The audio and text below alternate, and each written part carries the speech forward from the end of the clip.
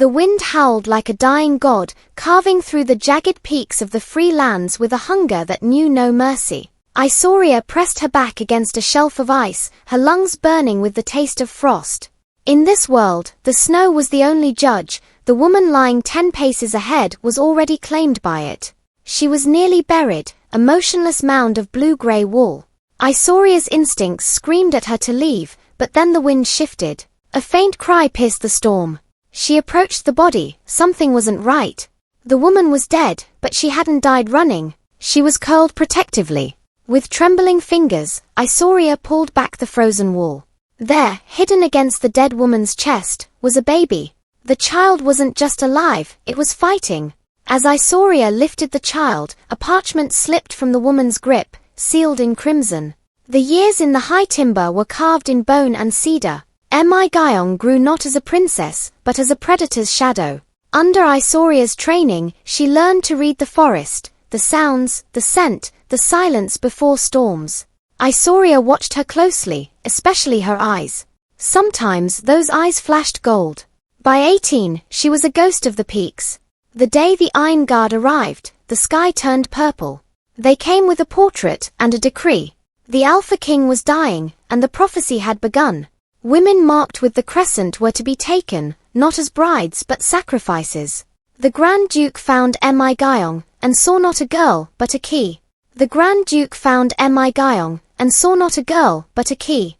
Gaiong guided Riven as he fully transformed into his human form, the golden glow. Gaiong took a step forward, voice steady and commanding. This kingdom belongs to the living, not fear. The Grand Duke fell to his knees, his plans undone. Even the Alpha King's decree could not override the bond, but Riven approached the throne, not for a crown, but to place Gaiong beside him. Flori, safe and sleeping, rested at their feet. The kingdom would speak of this night for generations. A maid who survived the peaks, a lycan king, far beyond the throne room, whispers began. The mafia bosses. The throne room had gone quiet, but not with peace. It was the silence of a kingdom trying to understand what had just been reborn. Gaiong sat beside Riven, her fingers resting lightly on the arm of the throne. The warmth of the fire did little to calm the storm rising in her chest. She had survived the pit, but this place felt far more dangerous. Below them the nobles whispered, not in defiance, but in fear. A girl from the mountains now sat where queens were born and bred. And worse, she had tamed the monster they once worshipped. Grand Duke remained on his knees, but his eyes were not defeated. They were calculating, watching, waiting. Riven noticed it first. His golden gaze hardened, the beast within him no longer wild, but awake, controlled, dangerous. Speak, Riven commanded, his voice echoing through the hall like distant thunder. The Grand Duke slowly rose to his feet. You may have returned, Your Majesty, but the kingdom you left behind no longer belongs to you. A ripple moved through the court. Soldiers shifted. Hands tightened on weapons. The illusion of victory cracked. Gaiong didn't move, but her eyes began to glow again, faint gold flickering beneath calm control. The Grand Duke slowly rose to his feet. You may have returned, Your Majesty, but the kingdom you left behind no longer belongs to you.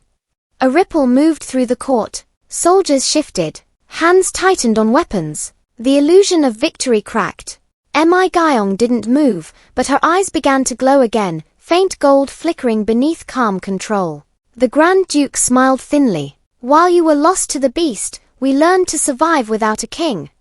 He stepped forward, no longer pretending submission. The army's answer to me now. Steel rang softly as several guards did not lower their weapons this time.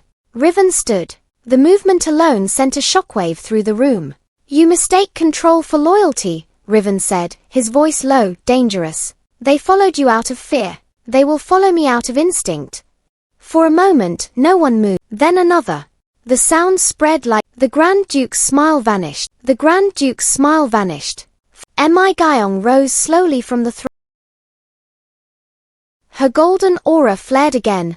The Grand Duke stepped back. Riven moved beside her, not in front, not behind. And in that moment, the kingdom understood the truth. Thank you for staying until the very end. Gaiong and Riven's journey from the depths of the pit to the heights of the throne is a testament to the power of a hidden bond. We hope this landing satisfied your feral heart. If you're craving more, don't forget that our next series, The Mafia Boss's Secret Heir, is launching tomorrow. What happens when a rival family discovers the boss's maid is actually